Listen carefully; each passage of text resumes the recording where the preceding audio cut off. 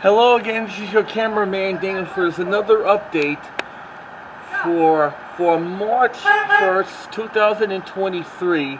And right now there is like the construction going on this block, and holy crap, they must have blocked off the whole block. Holy crap. How are we have to get out of this situation? Yep, you see that? I think they're just taking off the whole block. How are we going to get the hell out of this mess? And I think I see a couple of the bulldozers.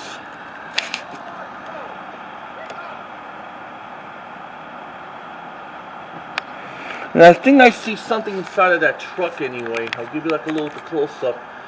Something's metal, something's wooden. I don't know.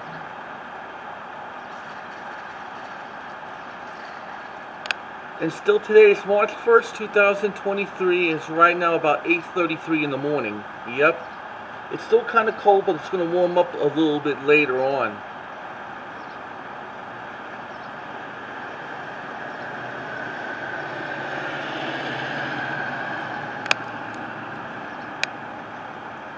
So there you have a little update about the